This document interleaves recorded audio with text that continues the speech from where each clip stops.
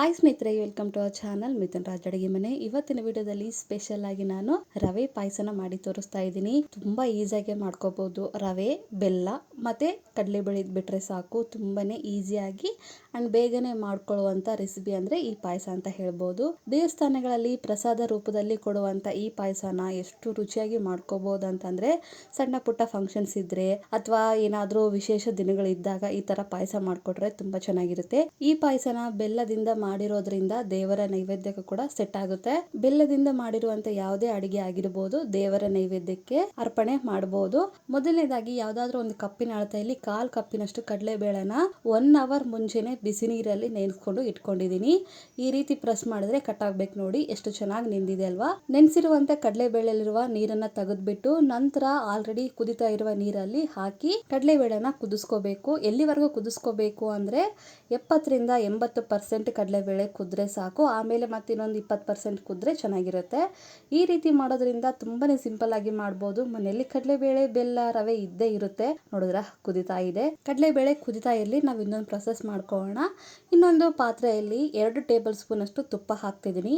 ತುಪ್ಪ ಇಷ್ಟೇ ಹಾಕೋಬೇಕು ಅಷ್ಟೇ ಹಾಕೋಬೇಕು ಅಂತಿರಲಿಲ್ಲ, ನಿಮ್ಗೆ ಇಷ್ಟ ಎಷ್ಟಾದರೂ ಹಾಕೊಳ್ಳಿ. ನೆಕ್ಸ್ಟ್ ಇಲ್ಲಿ ನಾನು ಡ್ರೈ ಫ್ರೂಟ್ಸ್ನ ತಗೊಂಡಿದ್ದೀನಿ. ಗೋಡಂಬಿ, ಬಾದಾಮಿ, ಕಪ್ಪು ದ್ರಾಕ್ಷಿ ಮತ್ತೆ ದ್ರಾಕ್ಷಿ ತಗೊಂಡಿದ್ದೀನಿ.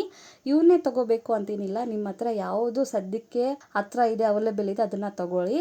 ಎಲ್ಲವನ್ನು ಹಾಕಿದ್ಮೇಲೆ ಮೀಡಿಯಂ ಫ್ಲೇಮಲ್ಲಿ ಅಥವಾ ಲೋ ಫ್ಲೇಮಲ್ಲಿ ಇಟ್ಕೊಂಡು ಸ್ವಲ್ಪ ಬಣ್ಣ ಚೇಂಜ್ ಆಗೋವರೆಗೂ ಚೆನ್ನಾಗಿ ಹುರ್ಕೋಬೇಕು. ಡ್ರೈ ಫ್ರೂಟ್ಸ್ನ ಹುರ್ಕೊಂಡಿದ್ಮೇಲೆ ಒಂದು ಬೌಲಲ್ಲಿ ಎತ್ತಿಟ್ಕೊತಾ ಇದ್ದೀನಿ. ಅಂಡ್ ನಿಮ್ಮೆಲ್ಲರ ಹತ್ರ ಒಂದು ರಿಕ್ವೆಸ್ಟ್, ನನ್ನ ಚಾನಲ್ನ ಮೊದಲನೇ ಬಾರಿ ನೋಡ್ತಾ ಇದ್ರೆ ಪ್ಲೀಸ್ ಎಲ್ಲರೂ ದಯವಿಟ್ಟು ಸಬ್ಸ್ಕ್ರೈಬ್ ಮಾಡ್ಕೊಳ್ಳೋದನ್ನ ಮಾತ್ರ ಮರಿಬೇಡಿ. ಫ್ರೈ ಮಾಡಿರುವಂಥ ಡ್ರೈ ಫ್ರೂಟ್ಸ್ನ ಎಲ್ಲ ಒಂದು ಕಪ್ಪಲ್ಲಿ ತೆಗೆದ್ಬಿಟ್ಟು ನಂತರ ಅದೇ ಪಾನಲ್ಲಿ 1 ಕಪ್ಪಿನ ಅಳತೆಯಲ್ಲಿ ನಾನು ರವೆನ ತಗೊಂಡಿದ್ದೀನಿ. ಉಪ್ಪಿಟ್ಟು ರವೆನ ತಗೊಂಡಿದ್ದೀನಿ. ನಿಮ್ಮ ಹತ್ರ ಉಪ್ಪಿಟ್ಟು ರವೆ ಇಲ್ಲ ಅಂದ್ರೆ ದೊಡ್ಡ ರವೆ ಆದ್ರೂ ತಗೋಬಹುದು. ಸಣ್ಣ ರವೆ ಅಲ್ಲ, ಕಂಪಲ್ಸರಿಯಾಗಿ ಈ ಒಂದು ರೆಸಿಪಿಗೆ ದೊಡ್ಡ ರವೆನ ತಗೋಬೇಕು. ಉಪ್ಪಿಟ್ಟು ರವೆ ಇದ್ರೆ ಅದನ್ನ ತಗೊಳ್ಳಿ, ಇಲ್ಲ ದೊಡ್ಡ ರವೆ ಇದ್ರೆ ಅದನ್ನಾದ್ರೂ ತಗೊಳ್ಳಿ. ಗ್ಯಾಸನ್ನ ಲೋ ಫ್ಲೇಮಲ್ಲೇ ಇಟ್ಕೊಂಡು ಇದನ್ನ ಚೆನ್ನಾಗಿ ಹುರ್ಕೋಬೇಕು. ಒಂದು 5ರಿಂದ 6 ನಿಮಿಷ ಇದನ್ನ ಲೋ ಫ್ಲೇಮಲ್ಲಿ ಹುರ್ಕೊಂಡ್ರೆ ರವೆ ರೆಡಿನೇ ಆಗೋಗುತ್ತೆ. ಗ್ಯಾಸ್ನ ಆಫ್ ಮಾಡಿಕೊಂಡು ಸೈಡಲ್ಲಿ ಒಂದು ಪಾತ್ರೆಯಲ್ಲಿ ಎತ್ತಿಟ್ಕೊಂತೀನಿ. ರವೆನ ಹುರ್ಕೊಳ್ಳೋಷ್ಟ್ರೊಳಗಡೆ ಈ ಕಡೆ ಕಡಲೆಬೇಳೆ ಕೂಡ ಚೆನ್ನಾಗಿ ಕುದ್ದಿದೆ ನೋಡಿ. ಜಾಸ್ತಿ ಮೆತ್ತಗಾಗ್ಬೇಕು ಅನ್ನೋದೇನಿಲ್ಲ, 70ರಿಂದ 80% ಕುದ್ರೆ ಸಾಕು. ಅದನ್ನ ಕೂಡ ಒಂದು ಬೌಲಲ್ಲಿ ಎತ್ತಿಟ್ಕೊಂತೀನಿ ಗ್ಯಾಸ್ನ ಆಫ್ ಮಾಡಿಕೊಂಡು. ನಂತರ ಅದೇ ಕಡಾಯಲ್ಲಿ ಯಾವ ಕಪ್ಪಲ್ಲಿ ರವೆ ತಗೊಂಡಿರ್ತೀವಿ, ಕಡಲೆಬೇಳೆ ತಗೊಂಡಿರ್ತೀವಿ, ಅದೇ ಕಪ್ಪಿನ ಅಳತೆಯಲ್ಲಿ 1.5 ಕಪ್ಪಷ್ಟು ಬೆಲ್ಲನ ಹಾಕ್ಕೊಂತಾ ಇದ್ದೀನಿ. ಬೆಲ್ಲನ ಹಾಕೊಂಡ್ಮೇಲೆ ಅದೇ ಕಪ್ಪಿನ ಅಳತೆಯಲ್ಲಿ 3 ಕಪ್ಪಿನಷ್ಟು ನೀರು ಹಾಕ್ಕೊಂಡು ಗ್ಯಾಸನ್ನ ಮೀಡಿಯಂ ಫ್ಲೇಮಲ್ಲಿ ಇಟ್ಕೊಂಡು ಚೆನ್ನಾಗಿ ಕುದಿಸ್ಕೋಬೇಕು. ಪಾಕ ಬರೋವರೆಗೂ ಮಾಡ್ಕೋಬೇಕು ಅನ್ನೋದೇನಿಲ್ಲ, ಜಸ್ಟ್ ಬೆಲ್ಲ ಕರಗಿದ್ರೆ ಸಾಕು. ಮತ್ತೆ ಹೇಳ್ತಿದ್ದೀನಿ.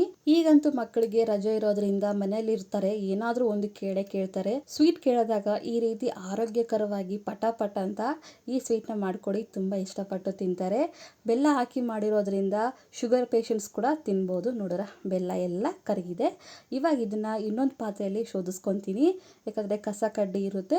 ಕಂಪಲ್ಸರಿಯಾಗಿ ಶೋಧಿಸ್ಕೊಂಡೇ ಮಾಡ್ಕೊಳ್ಳಿ ಈ ರೆಸಿಪಿನ. ಈ ರೆಸಿಪಿ ಅಂತ ಅಲ್ಲ, ಬೆಲ್ಲದಿಂದ ಯಾವುದೇ ಮಾಡ್ಕೊಂಡ್ರು ಕೂಡ ಶೋಧಿಸ್ಕೊಂಡು ಮಾಡ್ಕೊಂಡ್ರೆ ಚೆನ್ನಾಗಿರುತ್ತೆ. ಬೆಲ್ಲ ಎಲ್ಲ ಶೋಧಿಸ್ಕೊಂಡ್ಮೇಲೆ ನಂತರ ಇದಕ್ಕೆ ಆಲ್ರೆಡಿ ಕುದಿಸಿರುವಂತ ಕಡಲೆಬೇಳೆನ ಹಾಕ್ತಿದ್ದೀನಿ. ನಂತರ ಫ್ರೈ ಮಾಡಿರುವಂತ ಉಪ್ಪಿಟ್ಟು ರವೆನೆ ಕೂಡ ಹಾಕ್ತಿದ್ದೀನಿ. ಕಡಲೆಬೇಳೆ ಉಪ್ಪಿಟ್ಟು ರವೆನೆ ಹಾಕಿದ್ಮೇಲೆ ಗ್ಯಾಸನ್ನ ಲೋ ಫ್ಲೇಮ್ ಅಲ್ಲೇ ಇಟ್ಕೊಂಡು ಚೆನ್ನಾಗಿ ಕುದಿಸ್ಕೋಬೇಕು. ನೆನಪಿಲ್ಲಿ ಯಾವುದೇ ಕಾರಣಕ್ಕೂ ಹೈ ಫ್ಲೇಮ್ ಅಥವಾ ಮೀಡಿಯಂ ಫ್ಲೇಮ್ ಅಲ್ಲಿ ಇಟ್ಕೋಬೇಡಿ, ಯಾಕಂದ್ರೆ ಉಪ್ಪಿಟ್ಟು ರವೆ ಹಾಕೋದ್ರಿಂದ ಚಿಟಪಟ ಅನ್ನುತ್ತೆ, ಮುಖಕ್ಕೆ ಸಿಡಿಯೋ ಚಾನ್ಸಸ್ ಇರುತ್ತೆ.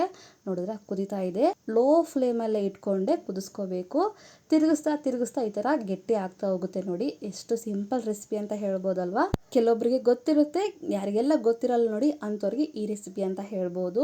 ನಂತರ ಇದಕ್ಕೆ 1/2 ಸ್ಪೂನ್ ಅಷ್ಟು ನಾನು ಏಲಕ್ಕಿ ಪುಡಿ ಹಾಕ್ತಿದ್ದೀನಿ. ನಂತರ ಇದಕ್ಕೆ ಪಚ್ಚ ಕರ್ಪೂರ ಹಾಕ್ತಾ ಇದ್ದೀನಿ. ನಂತರ ಒಣ ಕೊಬ್ಬರಿನ ಹಾಕ್ತಾ ಇದ್ದೀನಿ 2 ಸ್ಪೂನ್ ಅಷ್ಟು. ಒಣ ಕೊಬ್ಬರಿ ಇಷ್ಟ ಇದ್ರೆ ಹಾಕೊಳ್ಳಿ, ಇಲ್ಲ ಅಂದ್ರೆ ಇಲ್ಲ, ಹಾಕೊಂಡ್ರೆ ಒಳ್ಳೆ ಟೇಸ್ಟ್ ಬರುತ್ತೆ. ಆಲ್ರೆಡಿ ಫ್ರೈ ಮಾಡಿರುವಂತ ಡ್ರೈ ಫ್ರೂಟ್ಸ್ನ ಕೂಡ ಹಾಕ್ತಾ ಇದ್ದೀನಿ. ಎಲ್ಲವೂ ಹಾಕಿದ್ಮೇಲೆ ಒಂದ್ಸರಿ ನೀಟಾಗಿ ಕಲಿಸ್ಕೊಂತೀನಿ. ನೆನಪಿಲ್ಲಿ ಯಾವುದೇ ಕಾರಣಕ್ಕೂ ಗ್ಯಾಸನ್ನ ಹೈ ಫ್ಲೇಮಲ್ಲಿ ಇಟ್ಕೋಬೇಡಿ, ಲೋ ಫ್ಲೇಮಲ್ಲೇ ಇರಲಿ. ಕರ್ಪೂರ ಹಾಕಿರೋದ್ರಿಂದ ಹೊರಗಡೆ ನಾವು ದೇವಸ್ಥಾನಗಳಲ್ಲಿ ಹೋದಾಗ ಯಾವ ತರ ಟೇಸ್ಟ್ ಬರುತ್ತೆ ನೋಡಿ, ಅದೇ ಟೇಸ್ಟೇ ಇರುತ್ತೆ. ಪಾಯಸನ ನೀಟಾಗಿ ಕಲಿಸ್ಕೊಂಡಿದ್ಮೇಲೆ ಲಿಡ್ ಕ್ಲೋಸ್ ಮಾಡಿ 1-2 ನಿಮಿಷ ಲೋ ಫ್ಲೇಮಲ್ಲೇ ಕುದಿಸ್ಕೊಂಡ್ರೆ ತುಂಬಾನೇ ಸಿಂಪಲ್ ಆಗಿರುವಂತ ರವೆ ಪಾಯಸ ರೆಡಿನೇ ಆಗೋಗುತ್ತೆ. ನೋಡಿದ್ರೆ ಕನ್ಸಿಸ್ಟೆನ್ಸಿ ಇದೇ ರೀತಿ ಇದೆ. ಈ ಟೈಮಲ್ಲಿ ಇದ್ದಾಗ ಗ್ಯಾಸ್ನ ಆಫ್ ಮಾಡ್ಕೊಂಡ್ಬಿಡಿ. ಸ್ವಲ್ಪ ಆರಿದ್ಮೇಲೆ ಇನ್ನು ಸ್ವಲ್ಪ ಗಟ್ಟಿ ಆಗುತ್ತೆ. ಒಂದು ವೇಳೆ ಪಾಯಸ ತುಂಬಾ ಗಟ್ಟಿ ಆದ್ರೆ ಹಾಲನ್ನ ಹಾಕಿ ಕಲಿಸ್ಕೊಳ್ಳಿ.